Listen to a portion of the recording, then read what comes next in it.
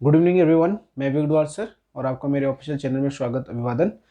मैं आज आप लोगों के सामने की एक जो है पहली क्लास अपनी प्रारंभ करने जा रहा हूं। तो आप लोगों से ये आग्रह ये विनती रहेगी। तो आप लोग जो है हमारे चैनल को सब्सक्राइब कर दें, बेल आइकन को जरूर प्रेस कर दें ताकि जो नया अपडेट जो आएगा वो सबसे पहले आप तक पहुंच जाए। और आप लोगों को बता दूं कि हम लोग जो है आप लोगों को जो है वर्चुअल माध्यम से जो है पूरी क्लास देने का प्रयास करेंगे, जिसमें उत्तराखंड समूह का ग्रुप सी में जो जो एग्जाम में पूछे जाते हैं उनके बारे में जो हम लोग जो है विशेष रूप से तैयारी करेंगे। हर एक सब्जेक्ट का हम लोग लेके चलेंगे। आज पहली क्लास करंट अफेयर के बताया जाएगा आप लोगों को।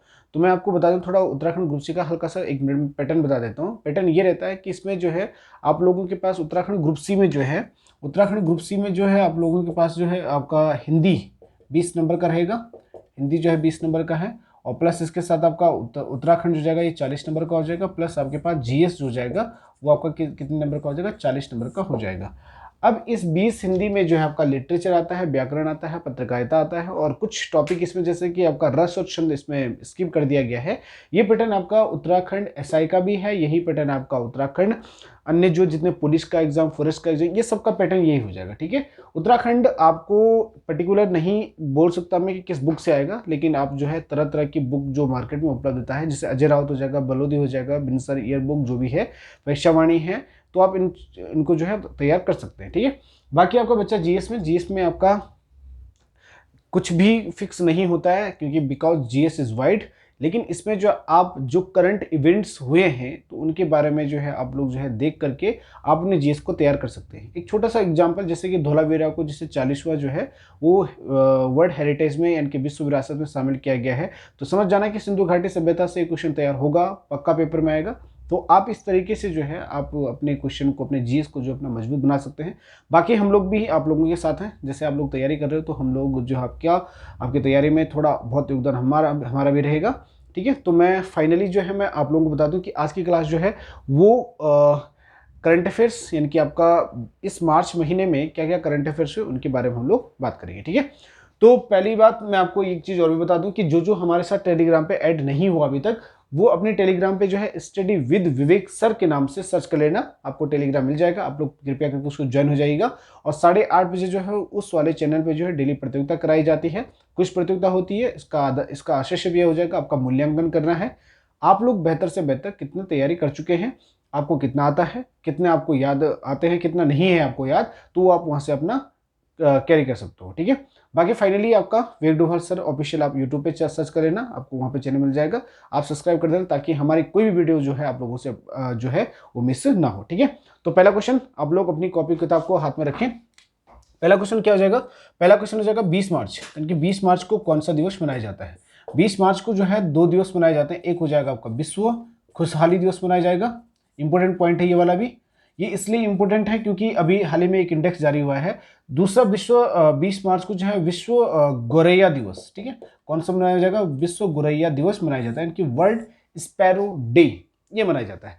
अब 20 मार्च को जो विश्व खुशहाली दिवस मनाया जाता है, इसको हम क्या लेंगे, इसको हम लेंगे अभी टॉपिक में। क्यों लेंगे टॉपिक में, क्योंकि अभी इसका जो है एक इंडेक्स जारी हुआ है। इसके साथ साथ विश्व गोरैया दिवस मैं बता दूं, इसको आप एक लाइन में एक तो याद करना, गोरैया दिवस प्लस 20 मार्च के गोरैया दिवस के साथ साथ एक चीज और नोट डाउन कर लेना कि वर्ष 2010 से इसकी शुरुआत हुई है। ठीक है, विश्व गोरैया दिवस की शुरुआत कब से हुई, 2010 से हुई है। इस दिवस को क्यों मनाया जाता है, क्योंकि स्पैरो जो है, गोरैया जो है वर्तमान में संकटग्रस्त बोल सकते हैं, या संकटकालीन बोल सकते हैं, या फिर इंडेंजर्ड बोल सकते हैं। आप कुछ भी रख दीजिए, इनकी संख्या धीरे धीरे कम होती जा रही है, बहुत कम देखने को मिलते हैं। ठीक है, तो आप इसको नोट डाउन कर लेना, ये पेपर में पूछे जा सकते हैं। ठीक है, नेक्स्ट हमारा जो टॉपिक रहेगा वो रहेगा आपका वर्ल्ड हैप्पीनेस इंडेक्स, आपका विश्व खुशहाली रिपोर्ट या सूचकांक। ठीक है, विश्व खुशहाली क्या हो जाएगा, विश्व, आप लोग अपनी कॉपी को जरूर लें, याद भी करते चला साथ साथ में, विश्व खुशहाली सूचकांक यानी कि world happiness index. World happiness index 2022, ये कौन सा ईयर हो जाएगा, 2022 हो जाएगा। आखिर 2022 में विश्व खुशहाली में क्या क्या स्थिति किस देश की है, इसके बारे में हम लोग बताएंगे। ठीक है, तो पहला हो जाएगा विश्व खुशहाली जो सूचकांक जो है, इसको जारी कौन करता है, ये यूएनओ के एसडीएसएन के द्वारा जो है ये वाला सूचकांक जो है वो जारी किया जाता है। एसडीएसएन का मतलब क्या हो जाएगा, SDSN होता है आपका सतत विकास, मैं आपको बता देता हूं, ये हो जाएगा सतत विकास समाधान नेटवर्क, सतत विकास समाधान नेटवर्क। इसके द्वारा जो है ये क्या किया जाता है, जारी किया जाता है। आपके पास पेपर में जरूर पूछा जाएगा कि आखिर जो है विश्व खुशहाली सूचकांक किसके द्वारा जारी किया जाता है, SDSN के द्वारा जारी किया जाता है। आप इसको दिमाग में रखें। हाँ, यदि ये पेपर में नहीं मिलता है तो आप लोग उसको डायरेक्ट UNO कर सकते हैं, ठीक है। नेक्स्ट, विश्व खुशहाली दिवस 20 मार्च, ये आपको पता है। उसके साथ साथ मैं बता दूं कि वर्ष 2022 में जो है कुल कितने लोगों ने इसमें जो है वो पार्टिसिपेट करा है। तो 2022 में कुल 146 देशों को इसमें क्या है, 146 कंट्री को जो है देशों को इसमें शामिल किया गया है। अब 146 देशों में कुल स्थिति के आधार पर देखा जाए तो इस रैंकिंग में, इस सूचकांक में टॉपेस्ट जो है, टॉप पे कौन रहा है, इसके बारे में बात करेंगे। तो सबसे पहला जो रहा है वो रहा आपका कौन सा, फिनलैंड। फिनलैंड के बारे में बता दूं, फिनलैंड को जो झीलों का देश भी कहा जाता है, ठीक है। फिनलैंड को झीलों का देश भी कहा जाता है। ये फिनलैंड जो है 5वीं बार वर्ल्ड हैप्पीनेस इंडेक्स में जो है वो अपना अग्रणी रहा है। एक तो बात ये हो जाएगी। इस फिनलैंड को क्या कहते हैं, मैंने क्या कहा भी, झीलों का देश पूछा जाए, है ना, झीलों का देश अगर बात की जाती है तो झीलों का देश कौन सा हो जाएगा, फिनलैंड हो जाएगा। और नोकिया कंपनी का संबंध भी फिनलैंड से हो जाएगा, ठीक है। दूसरा हो जाएगा आपका, दूसरे पर हो जाएगा डेनमार्क, ठीक है। डेनमार्क क्या हो जाएगा, दूसरा सबसे खुशहाल देश है। और तीसरा हो जाएगा आपका आइसलैंड।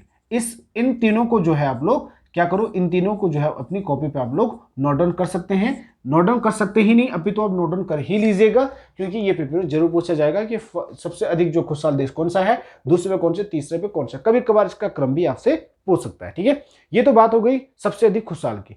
अब इसके बाद बात करते हैं कि आखिर जो है भारत का कौन सा क्रम रहा है, ठीक है। मैं यहीं पे नोट डाउन कर देता हूं। भारत का जो है इस सूचकांक में, क्योंकि भारत का इस सूचकांक में जो है जो क्रम रहा है, आप लोग देख सकते हो उसको, इस सूचकांक में जो क्रम रहा है वो रहा है कौन सा, 136। इनके 136वां क्रम किसका हो जाएगा, भारत का हो जाएगा। और वर्ष 2021 में, इसको भी आप नोट डाउन कर लो, वर्ष 2021 में भारत का 139वां क्रम था। यानी कि हम ये कह सकते हैं कि इस बार जो भारत ने जो है 3 अंक सुधार किया है, इनके 3 अंक जो है उछाल मारी है, या 3 अंक जो है बेहतर प्रदर्शन जो है भारत के द्वारा किया गया, ठीक है। तो 3 अंक का सुधार किस में हुआ, भारत में हुआ है। भारत का 2021 में जो है वो कौन सा क्रम था, 2021 में 139वां क्रम था। और 2022 में जो है भारत का कौन सा क्रम है, 136वां क्रम है। इसके साथ साथ मैं बता दूं आप लोगों की, वर्तमान समय में 146वां क्रम जिस देश का है, 146वां क्रम, 146वां क्रम में डायरेक्ट में इसलिए कह रहा हूं क्योंकि सबसे बुरी स्थिति जिस देश की है वो हो जाएगा आपका अफगानिस्तान हो जाएगा, ठीक है। आप इसको डायरेक्ट AF के रूप में कर सकते हैं। सबसे बुरी स्थिति किसकी है, अफगानिस्तान की हो जाएगी, ठीक। इसको आप लोग नोट डाउन कर लेना। इतने सारे पॉइंट जो थे वो विश्व खुशहाली रिपोर्ट से थे, यानी कि वर्ल्ड हैप्पीनेस इंडेक्स से थे। आप लोगों से ये विनती है कि आप इसको अच्छे से पढ़ लें, याद कर लें, रट लें, क्योंकि ये पेपर में जरूर पूछा जाएगा, ठीक है। ये तो बात हो गई किसकी, वर्ल्ड हैप्पीनेस की। इसके बाद हम बात करेंगे कि अभी हाल ही में किस भारतीय महिला क्रिकेटर के द्वारा जो है वो सबसे अधिक विकेट लेने का खिताब उनको प्राप्त हुआ है। तो मैं आपको बता दूं कि इसका जो आंसर क्या हो जाएगा, सबसे अधिक, इनके थर्ड पॉइंट क्या हो जाएगा, तीसरा क्वेश्चन नहीं है कि सबसे अधिक विकेट, ठीक है, सबसे अधिक विकेट लेने वाली महिला, सबसे अधिक विकेट लेने वाली महिला क्रिकेटर, लेने वाली क्या हो जाएगी, महिला क्रिकेटर। अगर किसी को बताए तो आप कमेंट कर सकते हैं, क्रिकेटर हो जाएगी। ये क्रिकेटर जो है भारतीय महिला है, ये भारतीय महिला के नाम पे खिताब हो जाएगा, भारतीय महिला झूलन गोस्वामी, ठीक है, भारतीय महिला झूलन गोस्वामी। ये उत्तराखंड के पेपर में पूछा जा सकता है, संभावना इसकी गोस्वामी हो जाएगा। मैं ये तो नहीं कहूंगा फाइनली कि पूछा जाएगा, पर लेकिन ये पूछे जाने की संभावना रहेगी कि महिला क्रिकेटर, क्योंकि भारत के नाम पे खिताब है तो जाहिर सी बात है कि पूछे जाने की संभावना रह सकती है। तो सबसे अधिक विकेट लेने वाली महिला क्रिकेटर कौन बनी है, झूलन गोस्वामी। अगर मैं यहां से ये कहूं कि भारतीय महिला क्रिकेटर की जो है वो कैप्टन कौन है, तो इसकी जो कप्तान हो जाएगी, महिला कप्तान जो हो जाएगी, मिताली राज हो जाएगी, ठीक है। कौन हो जाएगी, मिताली राज जो हो जाएगी। ये क्या है, भारत की महिला वुमेन्स क्रिकेटर कैप्टन है, ठीक है। इतने पॉइंट हो गए। तीसरा पॉइंट सबसे इंपॉर्टेंट पॉइंट हो जाएगा, चौथा, अंतरराष्ट्रीय बौद्धिक संपदा। ये वाला क्वेश्चन भी इंपॉर्टेंट है। अंतरराष्ट्रीय बौद्धिक संपदा रिपोर्ट 2022 में भारत का कौन सा क्रम है, ठीक है। तो ये हो जाएगा चौथा, अंतरराष्ट्रीय क्या बोला भी, अंतर्राष्ट्रीय बौद्धिक संपदा, अंतर्राष्ट्रीय बौद्धिक संपदा, अंतर्राष्ट्रीय बौद्धिक संपदा सूचकांक में भारत का 2022 में कौन सा क्रम है। ठीक है, 2022 में कौन सा क्रम है, ये भी पेपर में कई बार पूछा जाता है, पूछा जाएगा भी, इसलिए आप इसको इंपोर्टेंट कर सकते हैं, महत्वपूर्ण है, नोट के साथ पॉइंट है। तो अंतर्राष्ट्रीय बौद्धिक संपदा 2022 में भारत का जो कौन सा क्रम है, ये हो जाएगा आपका भारत का 2022 में जो क्रम हो जाएगा वो हो जाएगा आपका कौन सा, 43वां यानी कि 43वां क्रम है। इंपॉर्टेंट, मस्ट इंपॉर्टेंट पॉइंट ये है। साथ में इसके बाद बता दो कि इसको WIPO के नाम से भी हम लोग जानते हैं, वर्ल्ड क्या हो जाएगा, वर्ल्ड इंटेलिजेंस, है ना, वर्ल्ड इंटेलिजेंस प्रॉपर्टी ऑर्गेनाइजेशन कह सकते हैं। बौद्धिक संपदा का मतलब होता है कि आप लोगों के द्वारा आविष्कारित कोई चीज है, आपने कोई चीज बनाई है या कोई रचना लिखी है, कुछ भी हो, ये आपका अधिकार है। अगर इसको कोई कॉपी करता है तो आप उसके प्रति जो है कुछ भी कार्रवाई कर सकते हैं, केस कर सकते हैं, कुछ भी हो सकता है, तो इसे कहते हैं बौद्धिक संपदा। आपका माइंड क्या है, आपने क्या चीज सर्च करी है, ये इसमें आएगा। ठीक है, पेटेंट बोल सकते हैं हम लोग, पेटेंट वाला बौद्धिक संपदा वाला वर्ष 1970 में जो है ये क्या है, भारत में ये जो है ये अधिनियम आया था 1970 में। इसकी रिपोर्ट एक 2016 में भी इसकी रिपोर्ट आई है। ठीक है, और सबसे महत्वपूर्ण बात, इससे सबसे महत्वपूर्ण क्वेश्चन ये बनता है कि अंतर्राष्ट्रीय बौद्धिक संपदा जो है इसका हेडक्वार्टर है, इसका जो मुख्यालय कहाँ हो जाएगा, इसका मुख्यालय हो जाएगा जेनेवा स्विट्जरलैंड में हो जाएगा। ठीक है, इसका हेडक्वार्टर कहाँ हो जाएगा, जेनेवा स्विट्जरलैंड में हो जाएगा। ठीक है, जेनेवा स्विट्जरलैंड में बहुत सारे ऑर्गेनाइजेशन के क्या है हेडक्वार्टर, जैसे कि आपका विश्व स्वास्थ्य संगठन का मुख्यालय कहाँ है, आपका जेनेवा स्विट्जरलैंड में हो जाएगा। इधर से फीफा का मुख्यालय कहाँ हो जाएगा, आपका वही हो जाएगा जेनेवा स्विट्जरलैंड के इसका जेनेवा स्विट्जरलैंड में हो जाएगा। कई सारे ऑर्गेनाइजेशन ऐसे हैं जिनके हेडक्वार्टर कहाँ होंगे, स्विट्जरलैंड में पड़ते हैं। ठीक है, और स्विट्जरलैंड की राजधानी कहाँ है, बर्न। मैं आपको बता दूं स्विट्जरलैंड की राजधानी कहाँ है, बर्न। और पृथ्वी का स्वर्ग भी किसे कहा जाता है, स्विट्जरलैंड को कहा जाता है। ठीक है, नेक्स्ट पॉइंट। अब आपने सुना होगा 21 मार्च को कौन सा दिवस मनाया जाता है, ये भी पेपर में आता है। 21 मार्च को विश्व वानिकी दिवस मनाया जाता है। ठीक है, विश्व वानिकी दिवस जो है, विश्व वानिकी दिवस जो है 21 मार्च को मनाया जाता है, ये पेपर में आता है। इसे इंडियन वर्ल्ड फॉरेस्ट्री डे, विश्व वानिकी दिवस, यानी कि संपूर्ण विश्व में जो है वनों का रोकथाम करना है, फॉरेस्टेशन करना है, डिफॉरेस्टेशन से आपको दूर रहना है, पेड़ पौधों को लगाना है और अपने वातावरण को स्वच्छ और साफ रखना है। तो इनको हम बोल सकते हैं कि ये एक फॉरेस्ट्री डे के अंतर्गत आता है, इसका थीम यही रहता है। इसके साथ साथ आपको बता दूं कि विश्व वानिकी दिवस से संबंधित है कि 5 जून को भी कौन सा दिवस मनाया जाता है, वर्ल्ड इन्वायरमेंट डे मनाया जाता है, कि आपका विश्व पर्यावरण दिवस मनाया जाता है, क्योंकि पेड़ पौधे से ही पर्यावरण बनता है। ठीक है, हमारे पास आसपास में जो भी सब दिखता है वो पर्यावरण ही है। तो पर्यावरण दिवस कब मनाया जाता है आपका, ये मनाया जाता है 5 जून को मनाया जाता है।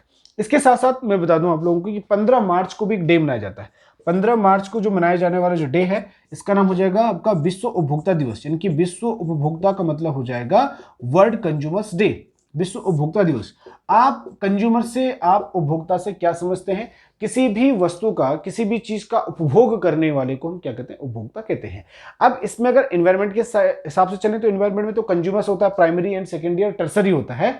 टर्सरी की तृतीय उपभोक्ता, और उसके बाद एक टॉप ओमनिवरस कहते हैं या कार्निवरस बोल सकते हो आप लोग, उच्च मांसाहारी कह सकते हैं। तो जैसे कि इन्वायरमेंट में सबसे नीचे का जो लेवल होता है, सबसे नीचे का जो स्तर होता है, या जो ट्रॉपिकल लेवल होता है, ट्रॉपिकल लेवल में सबसे नीचे जो जाता है, इनके प्राइमरी कंज्यूमर्स उसे कहते हैं, जो प्रोड्यूसर्स होते हैं। प्रोड्यूसर से नीचे होता है प्रोड्यूसर, उनके उत्पादकता होता है, फिर उसको कंज्यूमर्स होते हैं। तो प्राइमरी कंज्यूमर जो शाकाहारी होते हैं उनको हम प्राइमरी कंज्यूमर्स कहते हैं। तो उपभोक्ता दिवस कब मनाया जाता है आपका, 15 मार्च को आपका उपभोक्ता दिवस, 5 जून को आपका पर्यावरण दिवस, 21 मार्च को आपका विश्व वानिकी दिवस, 20 मार्च को गोरैया दिवस, 20 मार्च को विश्व खुशहाली दिवस।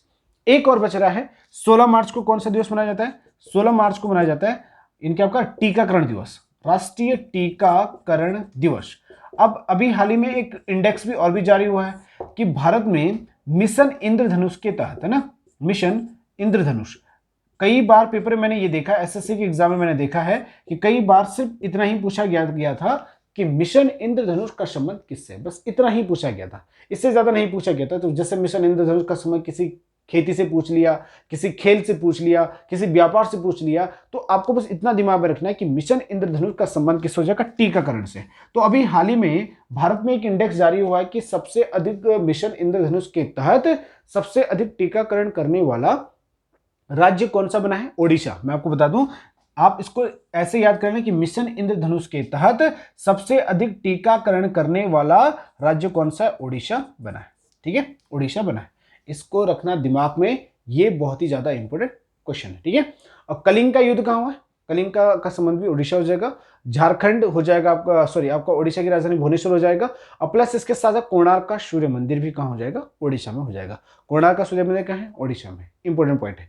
नेक्स्ट, उसके बाद हम बात करते हैं आपका चार धाम परियोजना समिति के अध्यक्ष। ये बना है चार धाम, इनके चार धाम यानी कि उत्तराखंड। उत्तराखंड तो मैं इसलिए कहूंगा क्योंकि चार धाम उत्तराखंड में ही है ना। तो चार धाम क्वेश्चन नंबर 6 या 7 हो जाएगा, आप अपने हिसाब से लेके चलना। तो चार धाम है ना, क्वेश्चन क्या है कि चार धाम परियोजना समिति, चार धाम परियोजना समिति के जो अध्यक्ष बने हैं, कमेटी के जो अध्यक्ष बने हैं, वो कौन बने? इसको मैं बता देता हूं आप लोगों को। ये बने आपका जस्टिस, क्या बने आपका? जस्टिस के सी, क्या बनेंगे? जस्टिस के सी सीकरी, सॉरी ए के सीकरी, जस्टिस ए के सीकरी बने हैं। ठीक है, ए के सीकरी जो है वो चार धाम क्या है? चार धाम परियोजना के समिति के अध्यक्ष बने हैं।